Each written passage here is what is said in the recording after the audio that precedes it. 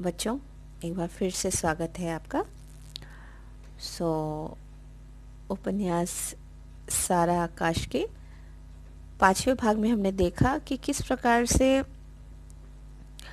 जो समर है उसने अपने पिता से फीस ली, ठीक है, जो कि 25 रुपये थी।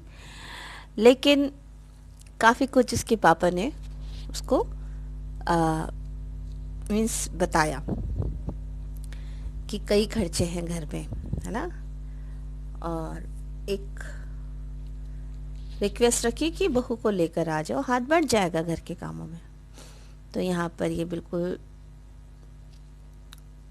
राज़ी नहीं है कि ये अपनी पत्नी को उसके मायके से लेकर आए, है ना। कहते हैं कि शादी थोड़ी ही है कि ज़बरदस्ती से काम हो जाएगा, मैं नहीं जाता, ठीक है। बिरादरी में बदनामी होती है तो होती रहे। अब हम पेज नंबर 35 पर इसके 6वें भाग को देखेंगे। मैं पढ़ रही हूँ बच्चों, ध्यान से आप सुने। कॉलेज से लौटते समय अमर मिला। दोनों हाथों में फुटबॉल घुमाता हुआ शायद कहीं खेलने जा रहा था। देखते ही बोला, समर भैया, भाभी को लेकर आ गया हूँ। मैं सिर झुकाए चला जा रहा था, एकदम चौंक गया। मुंह से आश्चर्य से निकला, अच्छा, और घर लौटने को उठते कदम सहसा रुक गए। कुछ देर निरुद्देश्य सा उसके मुंह की ओर देखता रहा, फिर पूछा, कोई खास बात? खास बात तो नहीं, बड़ी मुश्किल से भेजा है भैया। उनके घर वाले बड़े बदतमीज हैं। मैं तो साफ कह देता हूँ, आगे से नहीं जाऊंगा। क्यों, पकड़कर पीट पाट दिया क्या? मैंने कंठ को भरसक दबाकर नीचे स्वर में जहर बुझी मुस्कुराहट के साथ पूछा, बस पीटना ही बदतमीजी होती है क्या? उठते बैठते जब देखो तब तुम्हारी बड़ी भाभी ऐसी, तुम्हारे अम्मा बाबूजी ऐसे। हम लाख बुरे हों लेकिन अपने घर वालों के बारे में ऐसी बात नहीं सुन सकते, नहीं सुनेंगे। उसने मेरी चिंता किए बिना उद्यत ढंग से कहा। इसको थोड़ा सा जूम कर लेते हैं।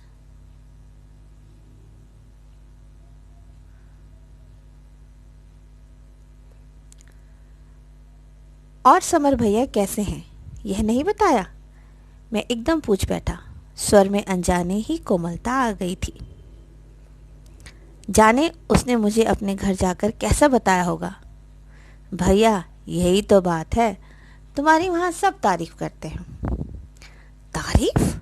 मैं अतः आश्चर्य से चौंका, फिर अविश्वास से बोला, तू समझा नहीं होगा। हाँ, यह भी हो सकता है, उसने मान लिया। वैसे तुम्हारे बारे में ज्यादा बातें नहीं हुई, बस एक आध बार पूछा था, कितनी पढ़ाई और रह गई है, और इस समय प्रभा को जाने से पढ़ाई का नुकसान तो नहीं होगा। यह भी कह रहे थे कि जितना पढ़ेंगे उन्हें उतनी खुशी होगी। हाँ, इस बात का बुरा मान रहे थे कि पहली बार तुम्हें ही लेने जाना चाहिए था, यह कायदा है। मैंने समझा तो दिया कि गौना तो शादी के साथ ही हो गया था, फिर भैया आजकल बड़ी मेहनत कर रहे हैं, बस, और तो सब ठीक है। उनके आत्म प्रशंसा के प्रभाव को रोककर मैंने पूछा, तारीफ शब्द से जो जिज्ञासा गले तक उमड़ आई थी, उसका समाधान इन बातों से नहीं होना था। तू समझा नहीं होगा, कहकर मैं अमर को उकसाना भी चाहता था। नेक्स्ट पेज पर देखेंगे बच्चों,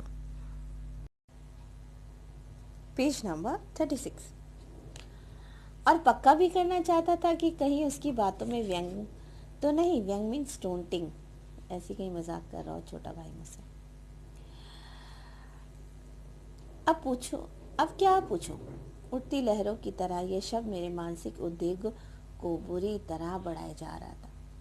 मन में एक प्रबल आवेश उठा कि किससे जाकर पूछूं कि तुमने मेरे बारे में क्या कहा। एक क्षण मुझे लगा कि कितना घोर अनुचित व्यवहार किया है मैंने भी। आज अदालत में खड़ा करके कोई मुझसे पूछे कि सुहागरात के दिन तुम अपनी पत्नी से क्यों नहीं बोले, क्या केवल इसलिए कि तुम्हें देखते ही गठरी बनकर बैठ गई थी और यूं ही खड़ी रही, या सिर्फ इसलिए कि तुम्हारी आकांक्षाएं बहुत ऊंची थी और तुम नारी को उसका बाधक मानते थे। विवाह तुम्हारी इच्छा के विरुद्ध कर दिया गया था। छी, यह भी कोई ठोस कारण है ना बोलने का। अपने पक्ष का समर्थन करने के लिए उस समय में क्या जवाब दूंगा।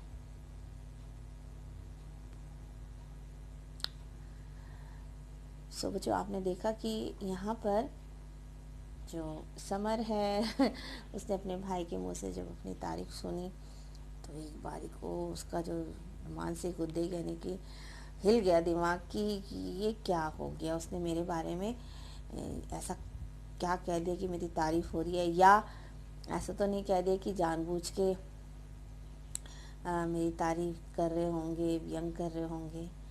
सो फिर एक बारी उसके मन में आया कि मैंने भी कौन सा अच्छा व्यवहार किया प्रभा के संग, है ना। शादी की पहली रात में बात ही नहीं करी उससे, है ना। सो इस तरीके की उसकी कई किस्म की सोच और विचार दिमाग में आ रहे हैं, है ना।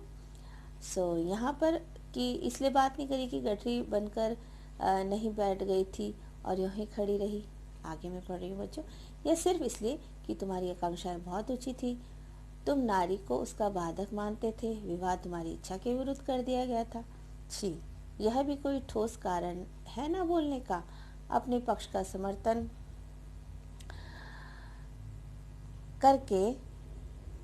करने के लिए उस समय मैं क्या जवाब दूंगा, क्या आधार बताऊंगा उस सारे व्यवहार का, सिवा एक भावुक आवेश के, यानी कि भावनाओं में जब हम गुस्से में आ जाते हैं या प्रेमवश बह जाते हैं, बिना सोचे समझे कार्य करते हैं। सो इसको कहते हैं भावुक आवेश। ठीक है बच्चों, मुझे लगा मेरा सारा व्यवहार गलत ही नहीं मूर्खतापूर्ण भी था।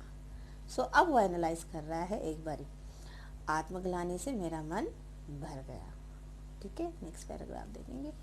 बस और तो कुछ खास बात नहीं थी। पूछते थे कब लौटाएंगे, भाभी कुछ कमज़ोर सी हो गई है, सो कहते थे ज़रा दवा वगैरह की ज़रूरत पड़े तो ध्यान रखिए। अमर ने कहा और चलने को तैयार हो गया। क्या तबीयत खराब रही थी, एकदम मैंने पूछा और साथ ही अपनी कमजोरी पर झेल गया। सो यहाँ पर बच्चों आते समय उसके मायके वालों ने क्या बोला था कि कुछ खास तो नहीं बोला था, पूछते थे कब लौट आएंगे, भाभी कुछ कमज़ोर हो गई है, तो कह रहे थे कि अगर दवा वगैरह की ज़रूरत पड़े तो ध्यान रखा। तो अब ऐसे अमर ने जैसे ही बोला तो यहाँ पर फटाक से समर बोला क्या तबीयत खराब रही थी क्या, है ना। अब एकदम से कि उसे ऐसा ना लगे कि मैं परवाह कर रहा हूँ प्रभा की, तो एकदम से वो झेप भी गया। ठीक है, हाँ शायद रही हो। क्या बोला भाई ने, हाँ शायद रही हो। दार्शनिकों की तरह कहता हुआ अमर फुटबॉल को यूं ही उछालता और लपकता हुआ गायब हो गया। ध्यान रखने को कहलवाया है। ये बाबूजी कह रहे थे कि ठीक समय पर खाना पीना मिल जाएगा। दूसरी बार बहू आई है और सारा काम उसी से कराने की योजनाएं बन गई हैं। कम से कम एक दो बार तो आ लेने देते। हमारे घर का रवैया भी अजब है।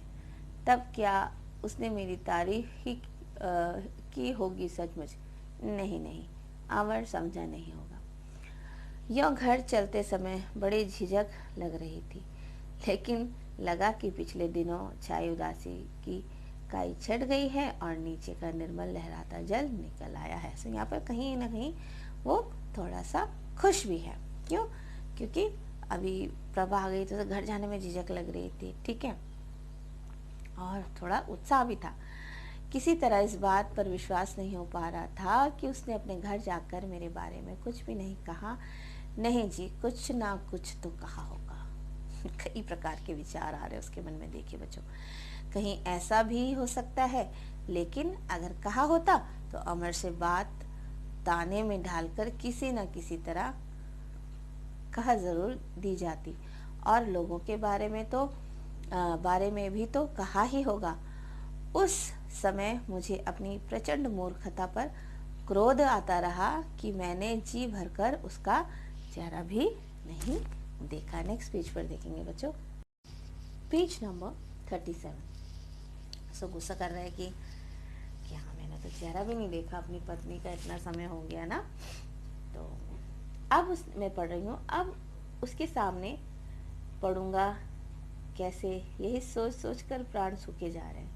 पढ़ाई करनी है ना उसको, अब उसके सामने पढ़ूंगा कैसे पढ़ूंगा, सो उसके प्राण सूखे जा रहे थे। यह न बोलने का बंधन पालने में क्या तुक थी। उस समय मन में आ रहा था कि अपने प्रति किए गए बड़े बड़े अपराध को या तो हंसकर टाल दूं या ध्यान ही न दूं। अपने पर आश्चर्य भी हो रहा था कि इतनी ताजगी, ऐसा हल्कापन मेरे भीतर कहाँ भरा था। अभी आज वो थोड़ा सा फर्क महसूस कर रहा है ना। तब निहायत गंभीर चेहरा लिए अपने को अधिक से अधिक स्वाभाविक बनाए मैं घर आया। मानो अमर मुझे नहीं मिला और ना मुझे प्रभा के आने की बात का पता है। सुस्त थका समूह, सूखे होठ मुझे देखकर दूर से ही मुन्नी चिल्लाई, समर भैया भाभी आ गई।